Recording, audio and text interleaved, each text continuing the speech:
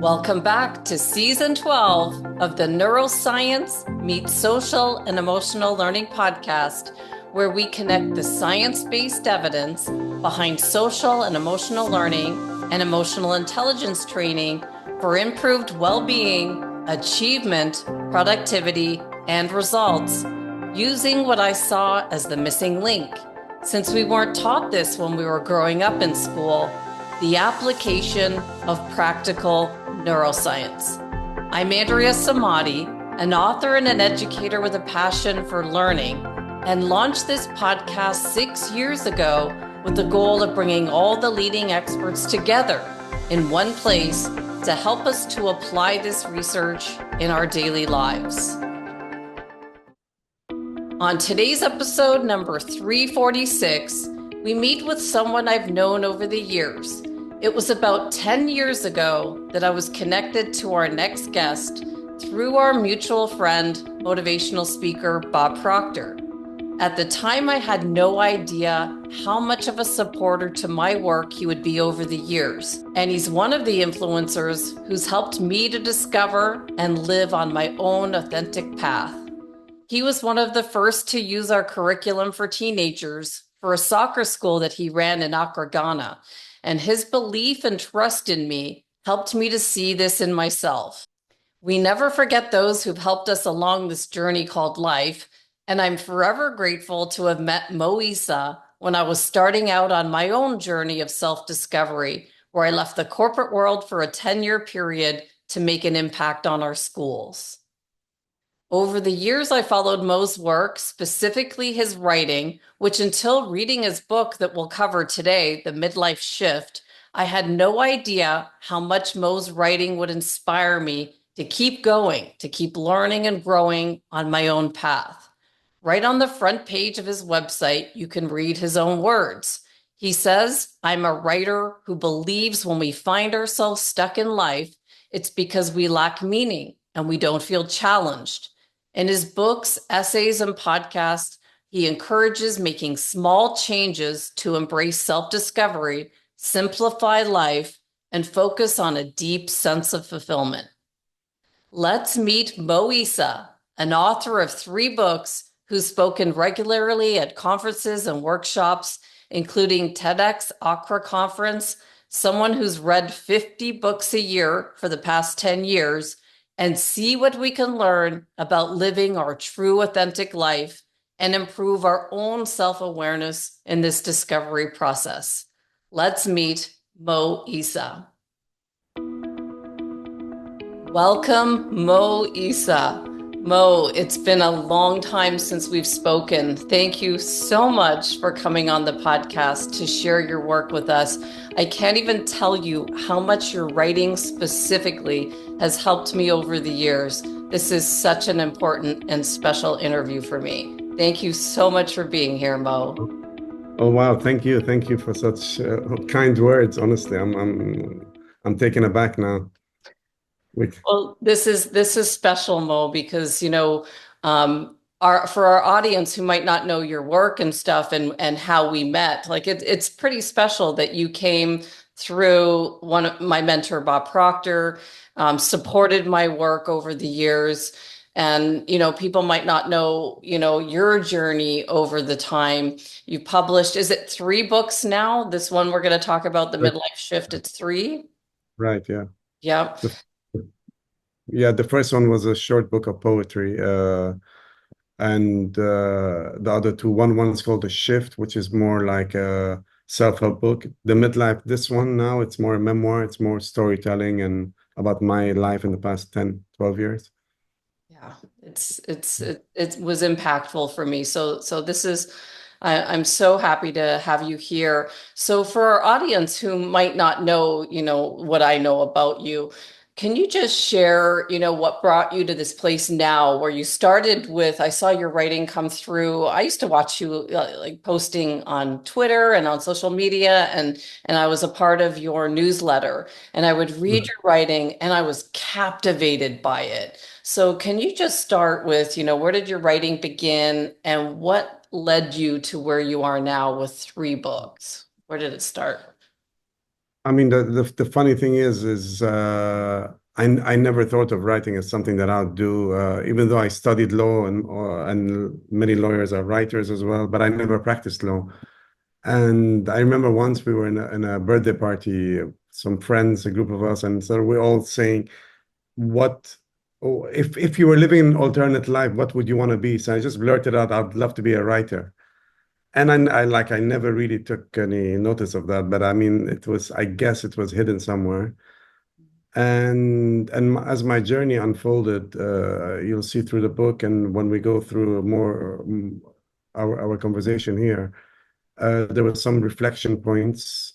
There weren't any Hollywood aha moments people expect, like woke up and became a writer. No, it didn't work like that. But I was struggling for a while to find my to find my voice, my authentic voice, and that's when writing sort of fell on my lap. And one of the chapters I write about both running and writing sort of fell on my laps, and I started slowly. I started, but honestly, it's the reading that always leads to writing, right? The more you read, the more you want to write, and expressing myself. I guess I wasn't expressing myself all along the years, and I reached maybe I would say around maybe mid 40s, and I still wasn't expressing myself. So I'm a late bloomer. And it all started using Julia Cameron's Morning Pages book, right? The journaling in the morning. And I found myself like gushing out with all these emotions and feelings and thoughts and ideas. And it was only when I put pen to paper that all these things came through. Before, it was like a blank page. It's as if I need time to sort of think and write. Some people are very good in saying what they want, what they feel. I'm not. So that's part of the answer. It's a long-winded answer to your question, but we can continue further down that road, right?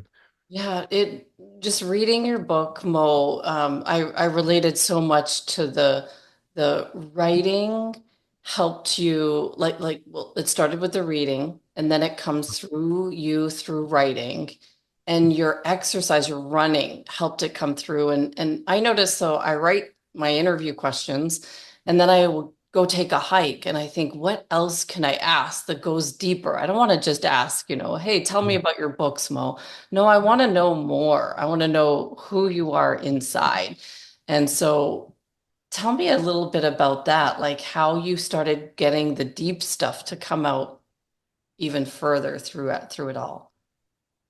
Yes. So after that time of reflection, when I started journaling and sort of becoming more aware, uh, all of a sudden, I think I came back from a trip. I'd broken my hand, a freak accident. So I was regularly gymming. I couldn't gym anymore. So I said, there's nothing else I could do. I was on the plane and I was reading a magazine and this big thing about running and athlete. So I said, you know what, that's what I'm going to start doing, running. So I get back to Ghana and I start running regularly and without knowing it, I started getting very emotional in my runs. I would run early in the morning. I would sometimes I'll be running with tears and running down my cheeks, and I really didn't understand it. But afterwards, I began to understand more and more that really it's self-awareness alone is not enough sometimes, and you need some kind of bodily activity sort of to release some of these obstacles in us. So I think I'm not a neuroscientist, I'm not a psychologist, but I think that's what was happening. I was sort of a lot of these, and I say it in one of my chapters in the books. Danny Shapiro calls them some samskaras, which are like knots of energy that are sort of becoming obstacles in our body. So when I ran, I was running all these little tiny knots in my body were sort of untying and opening me up. And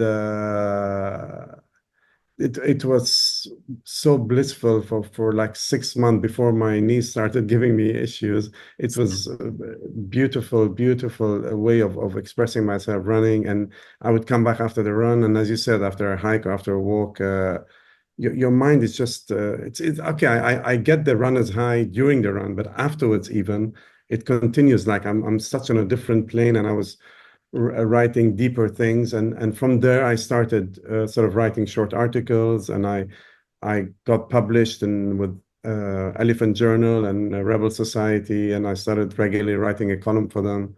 So really, it all started with in that period, the running and the writing and the journaling all together.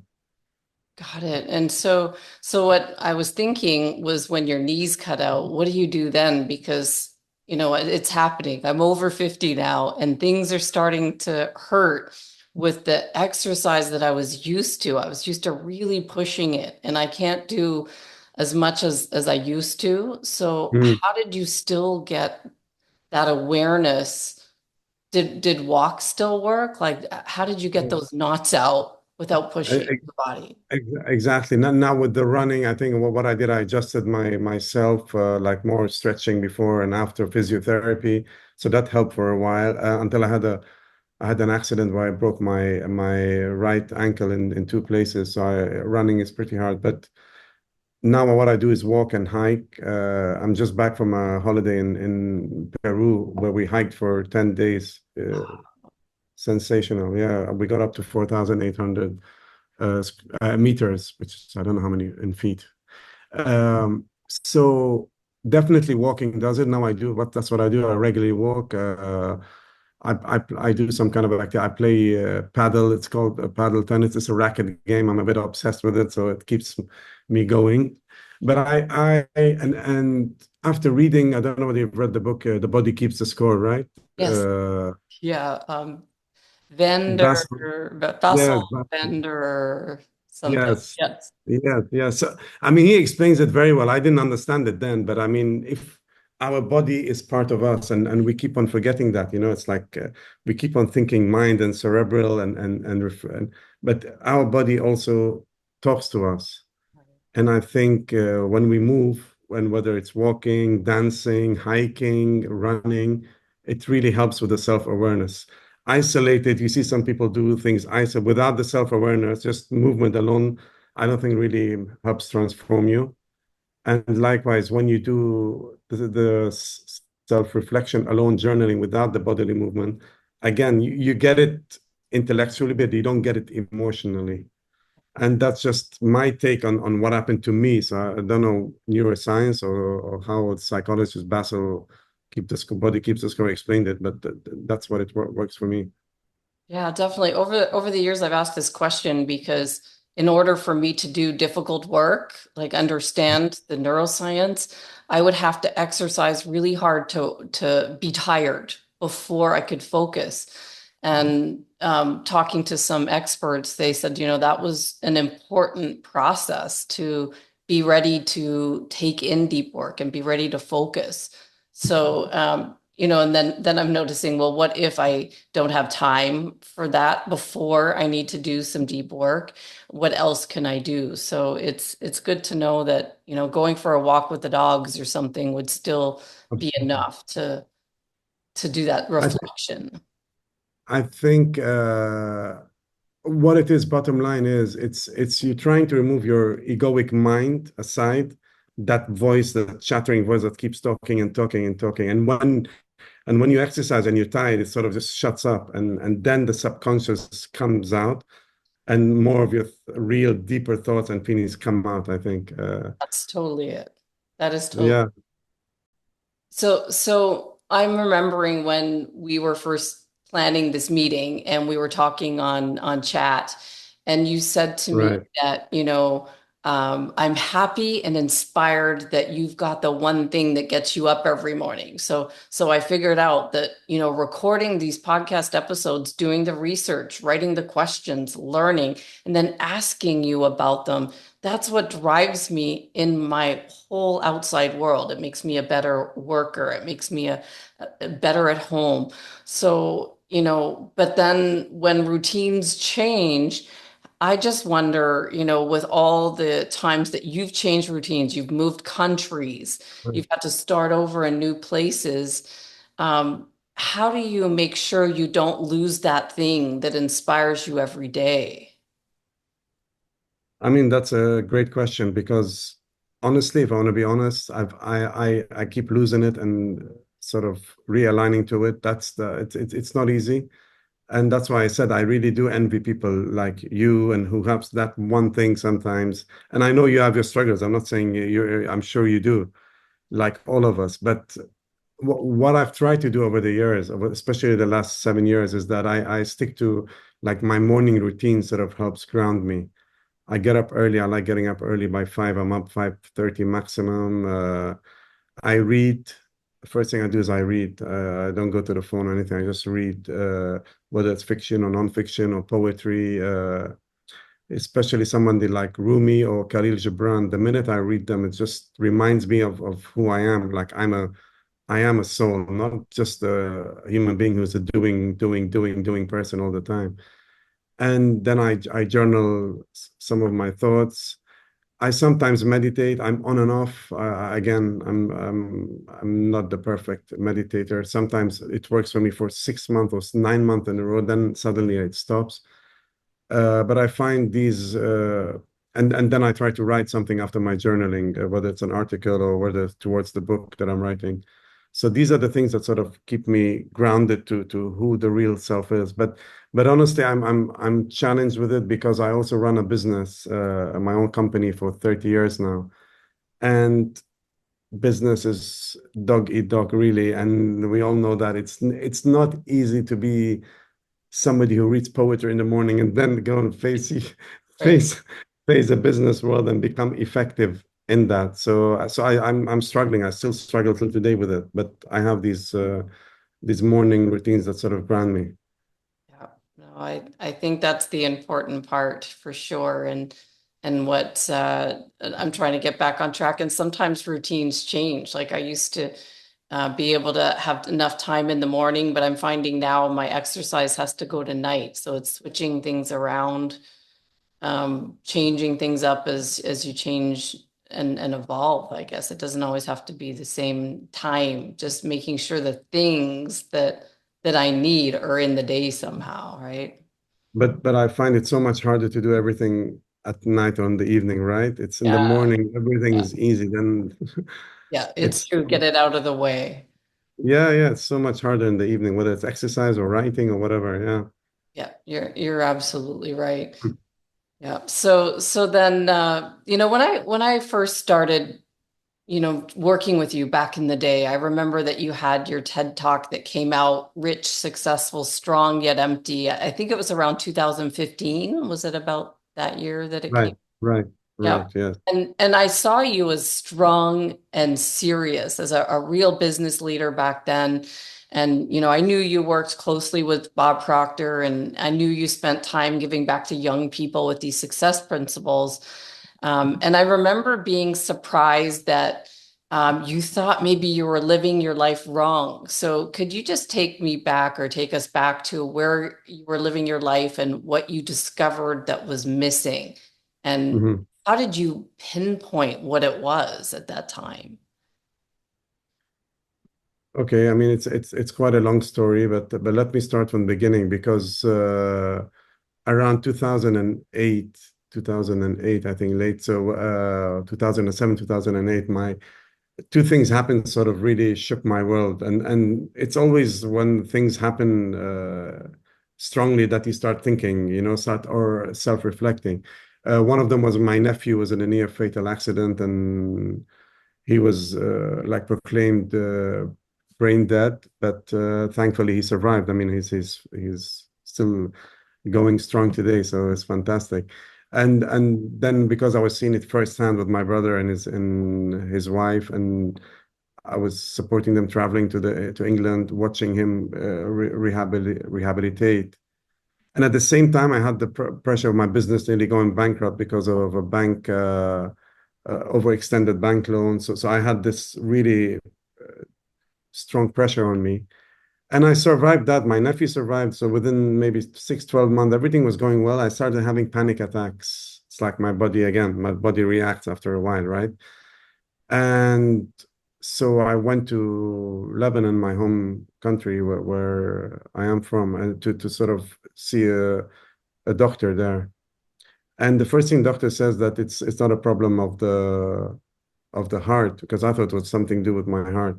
He said, really, these are panic attacks. You should see a psychiatrist. It's more of a mind problem. And I was shocked. Like, really, me? I'm strong. I'm powerful. I can. Anyway, to cut a long story short, I saw a psychiatrist. She prescribed antidepressants and Xanax, and not knowing any better, I started taking them. But the funny thing is, as soon as I started taking them, I was in Lebanon, and then sort of a mini war just erupted while I was there. So the airport was closed. I was stuck.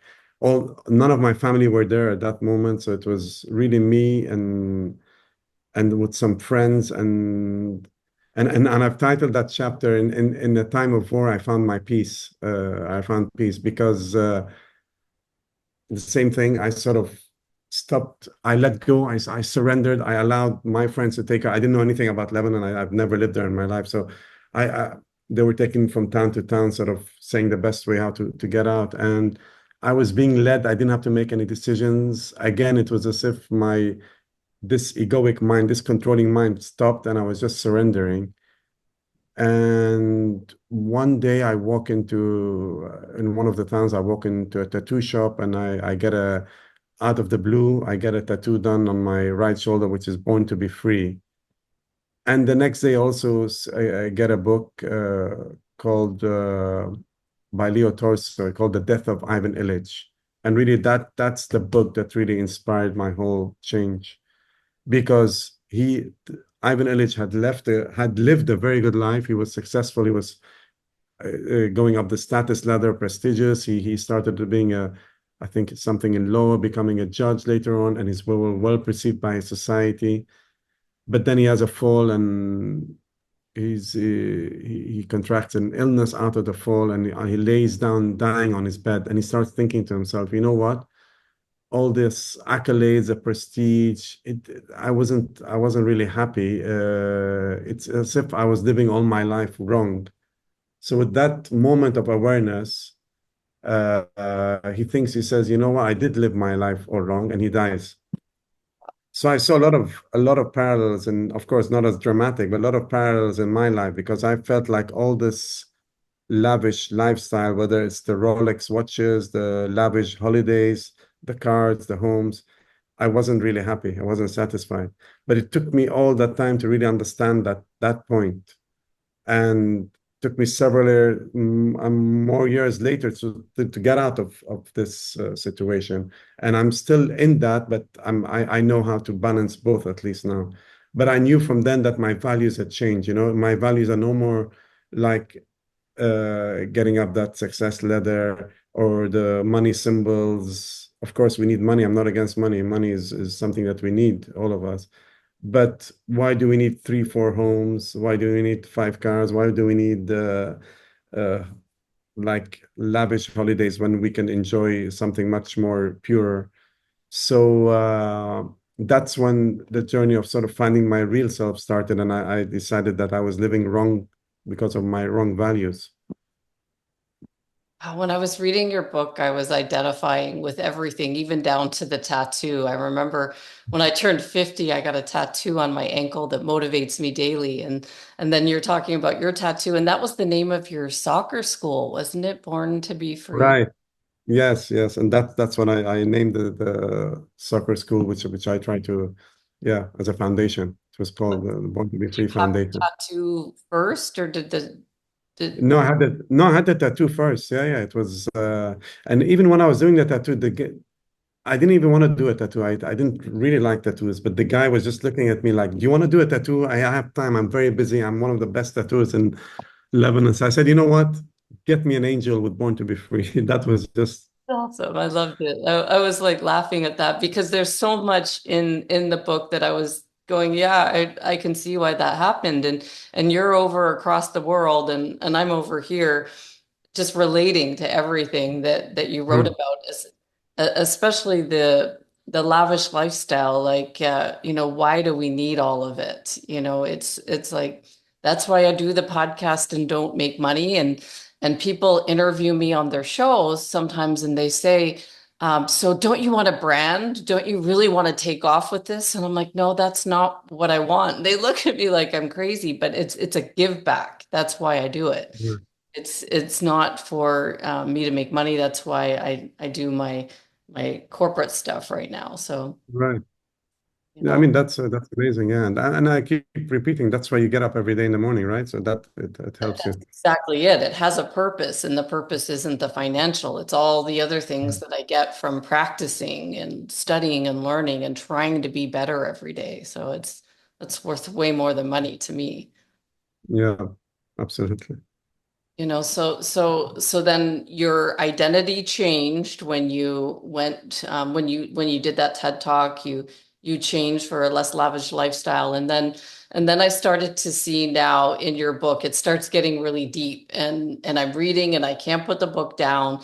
And so you talk about how this inner journey is long and endless, but it's a human one. And I think that's why I'm so hooked on studying and learning and improving. It's that I see the results over time, and it's not like if you look back to remember where I was when I was trying to show you my program, that whatever software I use broke, and I'm like pointing at the computer screen like we're miles ahead now from where we were back then, both of us. And so, I could just spend the whole podcast talking about this, but you write about how the unexamined life is not worth living.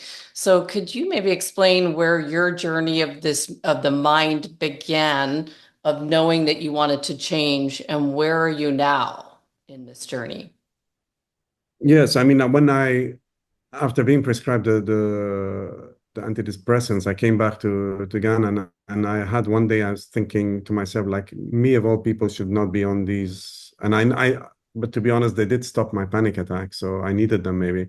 But I vowed that I want to change, like I want to get rid of them. So within 6 months, I think I kicked them out, and so then started my real journey because I started reading voraciously, like I would read every day, as I mentioned, and all this knowledge and information was sort of feeding me. It was, I, you know what, I really sometimes wish I could go back to those days because it was so beautiful to read new books that give you, oh, sorry, books that give you new information. I feel like now a lot of the books are all very similar. So you read one book, then I don't know if it's, I've read it somewhere before. And so the journey started then, and I'll say, and why it's an examined life is not worth living because every day I'm examining myself, I feel, and we're all under this perception, or I was anyway, that change happens like this, like in the Hollywood moment, like but really change, it doesn't really happen while when you said you started from your computer not knowing what to do, and now with all your technology, how many years is that? It's probably 10, 15 years down the line, right? So Right. it's the same with change. It's all very minimal change, maybe like 1% change every day. But for me to keep on doing it and examining my life is because that's sort of I've taken that as my life purpose. That's what I want to do. I'm not interested in anything else right now. So, and it's endless. When I say it's endless, because it just doesn't end. Because and it's a human experience because I keep on going for. I take one step forward and maybe two steps back. And in my book, I've written so many times that even though I try to live to my new values, I always fall back on some of the old values that I had that don't serve me anymore. And I feel so, I felt several times, I felt guilty and sort of really terrible, like somebody like me who's become so self-aware and yet still falls to the same mistakes that he has all his life. But then again, I keep I saw therapists, I saw coaches, and they all help. And the message is always the same, that we need to be a bit more accepting, compassionate with ourselves because we are human at the end of the day, right? That is true. That's the message that a guru gave me when he met with me, and he just said at the end of our interview, he said, "I want you to be kinder to yourself." Hmm. I thought, wow, how does he know that? But because everything's measured, and when you make mistakes, I'm like, how did I mess up on that? And it shows. Everything shows on the outside. People can see that. If you can see it, then it shows on the outside. Just Be kinder to ourselves is a good message for sure. It is, and it's easier said than done, as we both know, right? So Exactly. because Yeah, yeah, we'll yeah. we'll get off this and we'll be like forgotten already and going, yeah, Not like I forgot to ask that question. Oh, damn, like that, right? Yeah. funny. That's so funny. Well, my next question, Mo, it's gonna keep going deeper here. So you write about craving creativity, presence, simplicity, vulnerability, and authenticity. And so these are all huge topics, deep. And I remember years ago you asked me to think about what authenticity meant to me. And I had to look on my phone because I actually wrote pages and pages of notes on that. You're like, think about it. Let me know what you think. And we were going to do something with it, but I still had those notes. And I think of the idea, the main topic I wrote was living who I am by design. And I know when I'm doing the things that make me feel alive and when I'm my best self, but I wonder what it was about this topic of authenticity that drew you in to look at it in the first place. I think when I found out that I was sort of not expressing myself, and for years and years and years, I was muted in a way. I felt I was being inauthentic to the real me. I was blinded by a formula that worked for my father and many of his friends, peers, and some of my friends as well. And I followed it like a robot, like this is how it's done. This is how you're gonna be happy. And even though some of them are happy, happy till today, but that works for them. So I felt I was being inauthentic and I was sort of very quiet and not alive, not me. And it wasn't until the stories I talked about when I started reflecting and really becoming more creative. And I think the creativity led becoming more authentic. And authentic simply means doesn't just mean like you being honest. It means like you being the real you, right? Not an imitation of like this 10,000 people the same as you everywhere. It's we all have like a song to sing. We have something to do that's different to others. And when you start reading, and I started reading a lot of poetry like Rumi, Khalil Gibran on creativity, it's it it sort of awoken me to being the true self that I want to be. And I wanted to write. I wanted to express myself. I wanted my message to be heard and to be seen. Uh, and I'm still till today. I have maybe sometimes I have a foot in the inauthentic world that I live in, and because because of my human fallibility, I guess. And I have another foot in my authenticity. So it's trying, the challenge for me, and I write that in my book in the last, is sort of to fuse the two modes into one. And that's why I like to be very honest all the time. And some people think I'm cynical, but I'm not gonna sort of blow my trumpet and say, I'm 100% authentic. I found my way, and it's not true because I know myself very well, and I know a lot of us are the same way. I'm always fighting this battle. So for me, when I say authenticity, it's a lifelong thing. So my goal is to be authentic. None of us can ever be 100% authentic, but it's a goal. It's something that it's driving me. It's a pathway, right? Absolutely. Mo, your writing is so beautiful. Like I noticed that when you would send those newsletters on topics and I would read it and go into another world with your writing. It's deep. You wrote that you want to express the depths of your soul, and this allowed your muted voice to speak, and it helped you to better connect with people around the world. Like this is your aha moment here with your book. And then I wondered, well, how do we, once we identify what it is in our soul, like I know for me, it's this podcast. It's the reading, researching, and then teaching it. I've got to have a teaching component. If I was just reading, writing questions, putting it in notebooks and closing the drawer, I'm missing a part. I've got to get the teaching part out there. So, what I wonder is how do people discover what that is in them? Like, it took me all these years to know what it is that's the expressing the depths of my soul. I mean, that's a very challenging question because many people will live all their lives without even asking that question.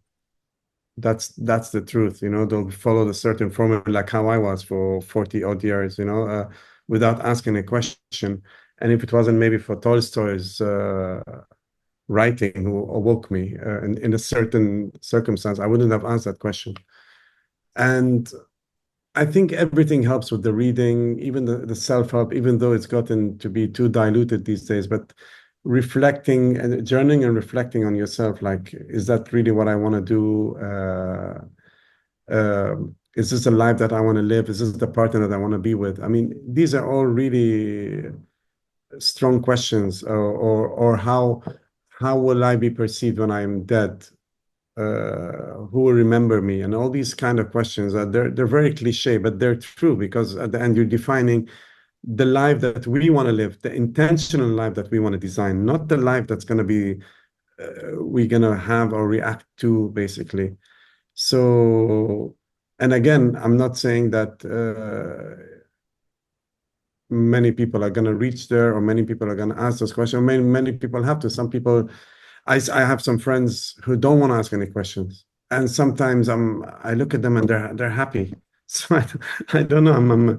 I get confused. Is it me who overanalyzes, or is it me who asks too many questions? But I feel happier doing that. So that's what I'm gonna do. Oh, you're just like me. Seriously, I ask like a million questions on topics. I relate to what you write in the book and what you're saying now. I just keep asking questions. What else? And then when you ask those, there was so much in there: creativity, presence, simplicity, vulnerability, and authenticity. We could, do a week on each one. But I want to talk about creativity because we did a deep dive into Jose Silva's work. Um, Mhm.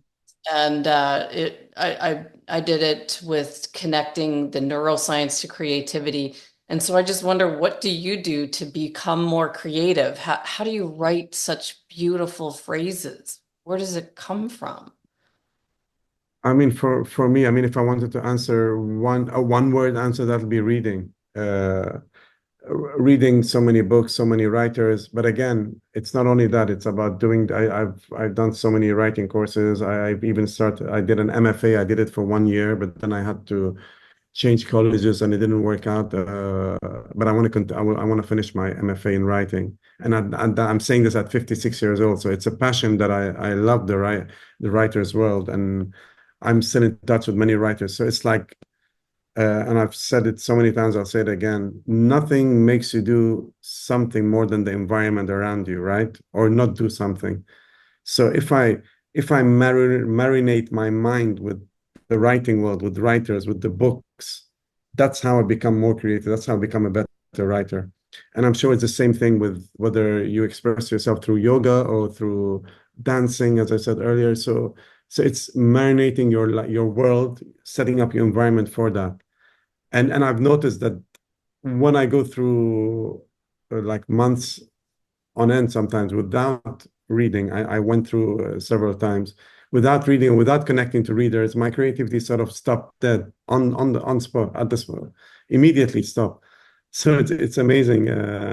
But the minute I pick up a book, any of the books I have here, literary good literary books, I'm sort of inspired. I'm alive, and I want to awaken my creativity uh, Definitely, I side. mentioned to you when I took some time not recording, and even this past, I haven't recorded since the end of September, and Okay. I had to focus on other things, so it was important that I took that time. And but I noticed that it is hard when you get out of the system, you get out of the routine of doing it, and it wasn't easy for me to create the questions for you. I had to really think. Whereas when I was in the system of it, it's easy. It just flows. And I'm like, I want to ask Mo the right things. Like, this is Mhm. really important.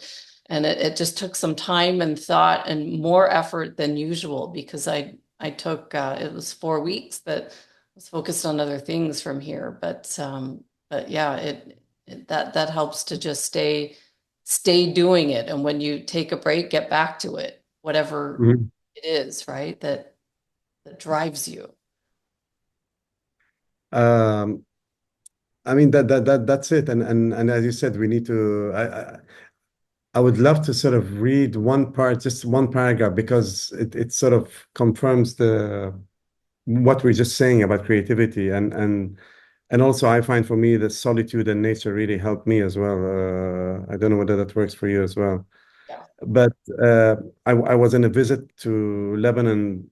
That was the last time I saw my mother, actually. She passed away a short time afterwards, suddenly. But so I'll just read this, if I can, read this small passage because that sort of explains what I'm talking about, the creativity. So I I walked down to a spot by some cedar trees and just sat in awe of them for a few minutes. I could swear they were talking to me, inviting me to come closer and observe how simply they lived. I wondered if they were trying to tell me that they knew where they belonged in this mountain range, in this Lebanon. And I would later journal.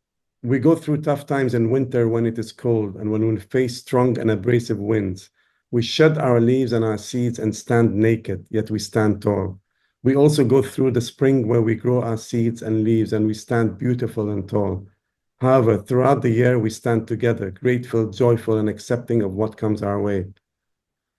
I share this passage and I get goosebumps every time I read it because it's through reading Khalil Gibran, and he was Lebanese, and he lived with the cedar trees. When I walked towards the cedar trees, I sat down. I felt that they were talking to me, and I felt so that and that passage that I wrote in the journal came directly from that. So that's the creativity I'm talking about. Exactly that. So I'm in this place, and it's sort of I become like a vessel for it to talk. Basically, it's not me who's writing, Oh, I get that. right? I get that. Yeah. Where I am right now, it's noticeably quiet. There's a stillness in the air, and I go in the backyard and I hear nothing. Whereas where I was before, I could hear, I was right next to an Amazon distribution center, and I could hear the trucks Oh, always in the background. And I hear stillness now. It's the first time I've heard quiet at night in a very long time, or in the air. And now I need to do what you're doing and listen for the messages to come through. So that's, I love that, Mo. That's beautiful, beautiful writing. thank you, thank you. So, just creativity was one of those words that you talked about. And then when I got to chapter 4, unlocking the power of vulnerability, this is, where I couldn't hold back my tears because I felt your emotion come through. And, I know you're a strong business leader, and to talk about your emotions the way you did, it, made my eyes tear up. And so I just wonder, can you share from a male point of view what it's like on now not being afraid to show your emotional side and what this has done for you? I mean, yes, and I'll sort of give you some context as well. Where my age, 56, our generation, where I'm from, the Middle East, it's very hard to share your emotions, right? It's not something that comes readily by. And also, in general, whether it's the Middle East or the West or everywhere, from men, it's tough because we don't have friends like women have good friends, right? You talk to each other. You're from when you're young, maybe you talk with your mothers, and it's always like you communicate very well. We don't communicate very well. For us, it's taboo to share our emotions, and it's sort of looked down upon, like you're weak, basically. Vulnerability is. I remember that one of the first when I wrote an article on vulnerability, I got a call from one of my friends, and he couldn't believe I was saying these things on paper, and to him, vulnerability was weakness, and you don't admit your mistakes, right? But I learned the hard way. The more vulnerable I became, the more all these fantastic words we talked about, whether it's authenticity or whether it's connection. With my kids, I was a typical sort of unemotional father till the breakthrough I had with the running and the writing. I became more emotional. I would hug more. I would express my feelings. I'm still not the huggy type. I'm not the type who goes around hugging people, but at least with my words, I can express my emotions and at the beginning, my kids were surprised. I'm not going to deny that. And I'm still not very good in the public sort of showing affection.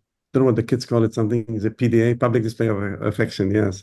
So I'm not good at that. And but the main point is vulnerability is strength. It really is because the more you the more you show that you're vulnerable, two things happen. First of all, you sort of for yourself, you shed that tough armor that you have on. You become much lighter. It's like when I was running and all these tears were falling, I was becoming lighter, more I felt more vulnerable. And so you're shedding this armor, you're becoming lighter. Automatically, this lightness attracts people around you who really want to help you because you if a person is vulnerable who talks about his issues automatically yes you got some people you have some people who maybe sneer or make fun of you but then you get some real people who want to talk and in our position in my position as a man who's running his own business a CEO I don't have many friends it's very difficult to discuss business and CEO issues and some of the stuff even I've written in my book going through bankruptcy, even towards the end, the last few years, I've struggled and I've bounced back again. A lot of my friends don't even know about this. But then other friends know about it because I've become more vulnerable and closer to them. So, uh, and I think a lot of the work by Brené Brown, bringing it to the fore, right? Explaining to us in simple terms what vulnerability really means. Vulnerability doesn't mean like sharing your heart out like how a lot of people do it on Instagram or Snapchats like I'm having a bad day please come and console me no it's you could have one person who you're vulnerable with and that alone is enough I think. It's interesting because you talked about it with your children and for me over the years I feel like with my kids I was always the my husband traveled a lot so I was the Mhm. one that was the homework enforcer and so I felt like I had to be strong and not vulnerable and then over the years I noticed my husband was way more vulnerable with them and they would like I could tear up with this so they would They would react to him more Oh, maybe right. yeah. And I was like, why can't I be like that? Because I have to be the strong one, telling them, you got to get your homework done. You've got to stay focused. And then so when they were in their sports and they would get injured, they would run straight to the one that was vulnerable with him, my husband. And I was like, how do I be more like that? And it wasn't a natural thing for me at all. It has taken so long, and it's only recent that my girls come to me because I'm trying Mm. so hard. And so taking the time, it's like when they have issues with homework, I'm like, well, don't forget, I taught science. You need some help with science, come to me. And now my daughter is taking she's taking like an AP biology class, like it's college level. And she comes to me, she's like, you said you could help me with science, right? And she comes with all these macromolecules. She's like, can you tell me, which one's a protein? I'm like, what? I don't even know this, but I'm trying to be more vulnerable with my kids and make that connection that my husband just does so naturally. I don't know where he got it from, but it was that chapter, Mo, that hit me like a brick. Yeah, I mean, some people are natural at it. We can't, it's hard to compare with them, but if you're like me, we need to work at it. I think the beginning is hard, but then you see it, it's sort of, it's like a wall that breaks and it becomes much easier, right? How old are your kids? So 15 and 13 now. So they're the Oh, teenage age and they need their mom, but I'm the one that's always like the strict one with them. So I'm trying to say, you have an issue, come to me. Because dad's not always here, but when he is, go to him too. We each have our own yeah. way, but I just would love to have that where you hug them and they know you're there. I, I haven't Mm. had that over the years. It's been a process. Yeah, and I mean, you still have a few more years, but and soon they'll be going to college as well. So that's gonna be. I don't want you tearing up again, but that's gonna be a tough time again. Yeah, so that's Yeah, it's for sure. Enjoy yeah, them now, which is why when they come and they have questions, when you're busy in the middle of something like, oh, I've got to just do this one thing and press save, and they come and they have a question, I put it down and turn my focus because I know that the time is short. So um, the vulnerable chapter, I just sat there and thought, wow, this is me. I've got to learn to do this a little bit more, in a way that you said that works, not in a way that just it's a tough line, right? Of letting people know who you are without being too much. exactly, yeah, and you've got to have the right people. I think that's the most important thing. Obviously, apart from family, I'm talking about friends because and you don't need too many people as well, right? Hmm.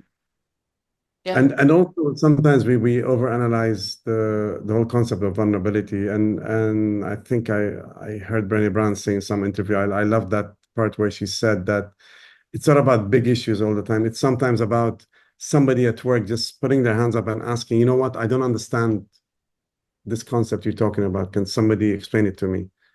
Exactly. That Not being. that to me, yeah, that to me is strength because you're being vulnerable, you're being strong, and you actually show that you're focused at your work, not the other way around. I mean, Yeah, you could just be zoning out, right? Yeah. yes, exactly, Absolutely. exactly. Well, let's go on to another part of chapter 4 on vulnerability. So, you actually wrote this. We all need to have one thing at our core, a vehicle for going deep into our essence, exploring the mysterious places of our hearts, venturing into our past, and confronting painful moments stored away in our subconscious, which somehow you said in the writing process has bubbled to the surface. So, I just, this is another layer deeper. We talked about, finding what's inside that drives us. How do we more explore mysterious places in our hearts and bringing things to the surface that we need to work on without going to therapy? This has been pretty therapeutic for me to know that I want to be more vulnerable with my kids. How do we do this? I think the place to start, like therapists would start with them, but maybe with me, I found journaling about it, like my youth, how when I was young, how my parents handled me, and analyzing both parents, and I think we're all marked by our parents, whether they know it or not. For me, I understood my mom was not very emotional. She was very aloof. And that explains why maybe I was sort of unemotional when I was growing up. And the second part is also when we were young, around 10 years old, we had to leave Ghana, go to the UK, and it was such a shock for me. And when I wrote that down, I understood it. I understood because I started having sympathy for. I was 10 years old. I was trying to adjust to a country on my own. My mom didn't speak any English. She couldn't help me in anything. My siblings were older and busy with their lives. My father was busy saving his life and business in Ghana, so he wasn't with us. So I was on my own, 10 years old. I was making decisions adults don't make. So of course I'm gonna grow up. That's where I started reflecting the sympathy I had. I went deeper with my. Of course I'm gonna be controlling. Of course I'm gonna be somebody who's not very emotional and very calculating because I've had to do that since I was 10 years old to survive. And surrounded in the cold English country, coming from a very warm, naive, beautiful country like Ghana, going to somewhere more the English are cold. You'll have somebody. I saw somebody on the train for 6 months. They never said hello to me, and then they won't. So it was a big contrast to where I came from. So all these things sort of marked me, and that's the deeper layer I started unraveling. Like these things have marked me, so I can sympathize with the myself. Now I know what the issue is, and I can start sort of, you know what? I don't have to be the same way. I don't have to be cold. I can be a warmer person than that. I don't have to be aloof. I can be more vulnerable. I can be more so and sometimes it's just the awareness, when I wrote it down for me anyway, when I wrote it down on paper, and of course I went through emotional like I would cry sometimes. I would cry when I was journaling a lot of the times. So that was helpful. And the deeper layers started, sort of deeper layers started unfolding. So it's really we're like an iceberg. I love this. I don't know what this Bob Proctor who said it once. It's like we're like an iceberg, right? Everything we see is at the tip, but the bottom is all of us, all of our upbringing, our thoughts, our feelings, everything is there. So how are we going to bring that to the forefront and open it up? Yeah, I remember he also said that when we cry or when tears come out, that you're noticing a truth, that it's something to pay attention to, like when your Absolutely. emotions come. Absolutely. It's true. It's so true because I'm trying every time I get emotional, and it's the truth. Yeah, it is. out. It's interesting. It's interesting. Well, we're coming close to the end of the hour here, and I just don't want to have missed anything with you, Mo. What have I missed anything in my questions, and how would you summarize your mission with your work, and how can people work with you, reach you, just the whole thing? What would you say to kind of bring this all in together? I mean, we could go on for another 2 hours for sure with a lot of these topics and concepts, and but I would say we've covered the most important ones. But the most important, like my message, has always been to examine the unexamined self is not worth living. For me, that's the reality. And especially today, because it's even harder for our kids now with so much distraction going on. Whether it's the media, which is not real anymore, or whether it's the social media that it's ever taking them, they don't have a second to rest and think about themselves or what they really want, and Yeah. to really ask questions. So that it's crazy how things are progressing so fast. And I even look at myself now. When I started doing all my readings, it was more sort of quiet, and I had more time for myself than now, even though I'm doing less things now. So it's only got to be the noise outside that we need to cut out. So for me, the message has always been to try to cut out the noise from outside.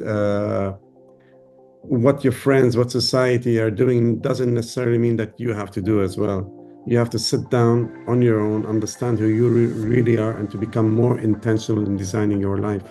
It's as simple as that.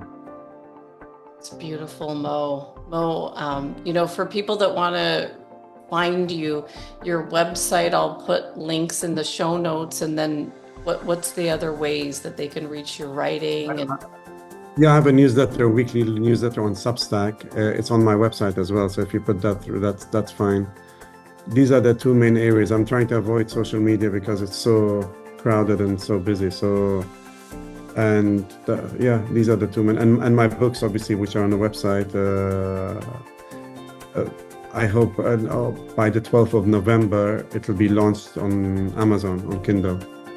awesome. Okay, I'll make sure I have all the links for that. And Mo, I want to thank you so much for the support you gave me, first of all those years ago, and believing in me when I was first starting out on my path of self-discovery. And I was looking for answers, and I'm so grateful we connected and then stayed connected over the years. So thank you so much for joining me today and for all you've done. Thank you. Thank you very much for giving me this opportunity for discussing my book and my thoughts. And hope we can reconnect sometime soon. Absolutely, Mo. Thanks so much. Thank you. Thank you. Some final thoughts. I knew this episode was important for me, as reading through Mo's book, I could see where I knew I had more work to do. As I'm working on ways to become more vulnerable with my family, it really didn't take much, and I can already see changes occurring. Watch for the Midlife Shift to come out on Amazon around November 12th of 2024, and I highly recommend reading each chapter, take notes at what resonates with you, and then look for the action steps you can personally take to gain more self-awareness in your own journey of the mind. And I'll see you next episode as we continue back with our final chapters of Grant Bosnick's Tailored Approaches to Self-Leadership. I'll see you next time.